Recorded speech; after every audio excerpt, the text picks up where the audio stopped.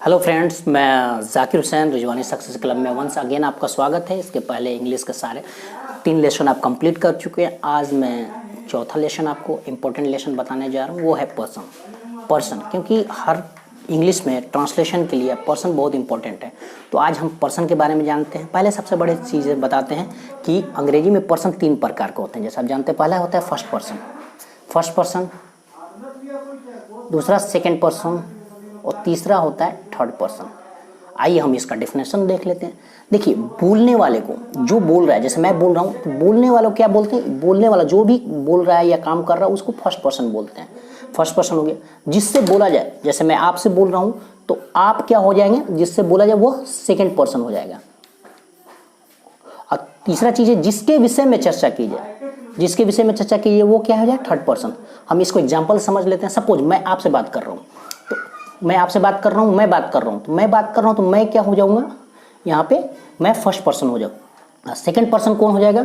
Second person आप हो जाएंगे, ठीक है। थर्ड पर्सन कौन हो जाएगा? थर्ड पर्सन जिसके बारे में बात हो रही है। जैसे मैं मोहन के बारे में बात कर रहा हूँ तो मोहन थर्ड पर्सन हो जाएगा। राम के बारे में बात कर रहा हूँ तो राम थर्ड पर्सन हो जाएगा। सेम वे अब थोड़ा देखते हैं कि फर्स्ट पर्सन का इंग्लिश में थोड़ा डेफिनेशन देख लेते हैं। The first person is the person speaking, मतलब जो बोल रहा है वो फर्स्ट पर्सन है। सेम वे दूसरा definition, the second person is the person spoken to, मतलब जिससे बोला जा रहा है वो क्या हो गया? सेकंड पर्सन आपको यहां देख सकते हैं। Third person is the person spoken about, मतलब जिसके बारे में चर्चा की जा रही है। चाहे वो तो आदमी भी हो सकता है, कोई वस्तु भी आ सकती है, तो वो थर्ड पर्सन। अब इसको थोड़ा सा और हम एग्जाम्पल के अच्छे तरीके से समझते हैं। देखिए, फर्स्ट पर्सन के उदाहरण में देना चाहूंगा। फर्स्ट पर्सन के देखिए उदाहरण कौन सा है? आई, माई, माइन।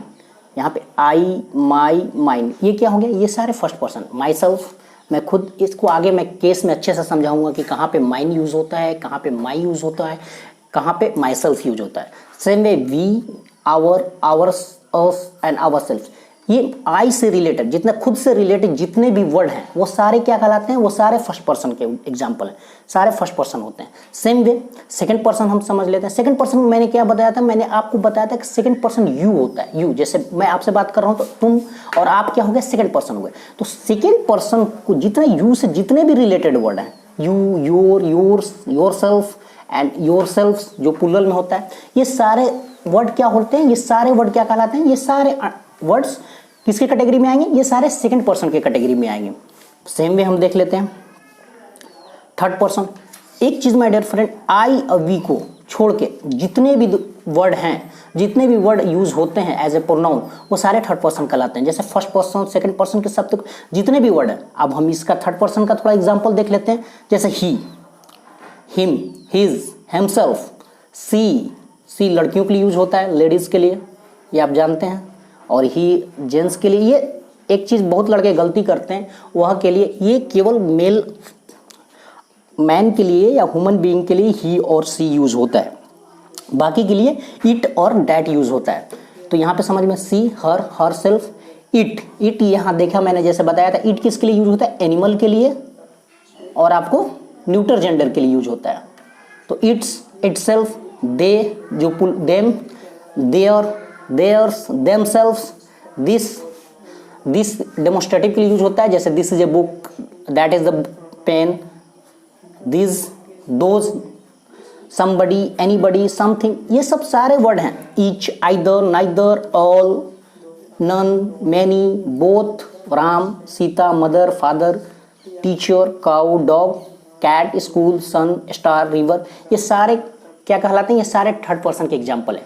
सिंपल से एक भाषा में सब आई, वी, यू और उससे रिलेटेड वर्ड को छोड़ के अब जितने भी वर्ड हैं एज ए सब्जेक्ट यूज होते हैं, सारे क्या कहलाते हैं? सारे आपको थर्ड पर्सन कहलाते हैं, ठीक है। अब इसको केस में हम अच्छी तरह समझेंगे कि सब्जेक्टिव में कौन यूज होता है, ऑब्जेक्टिव में कौन सा यूज होता है। अब थोड़ा चार्ट हम आपको बता देते हैं। देखिए, पर्सन को 3 तरह के होते हैं, आपने पढ़ लिया। फर्स्ट पर्सन, सेकंड पर्सन और थर्ड पर्सन। मैंने नंबर भी पढ़ा दिया आपको। जनरली क्या होते हैं? सिंगुलर होते हैं और प्लूरल होते हैं। अब मैं थोड़ा इसको फर्स्ट पर्सन कौन सा सिंगुलर में आएगा, कौन सा प्लूरल में आएगा, ये थोड़ा हम क्लियर कर देते हैं। पहले देखिए, first person I, my, me, mine, my self, ये सब क्या है? फर्स्ट पर्सन सिंगुलर नंबर है। ये क्या होगा, ये हमेशा सिंगुलर के लिए यूज होगा, फर्स्ट पर्सन सिंगुलर नंबर के लिए यूज होगा।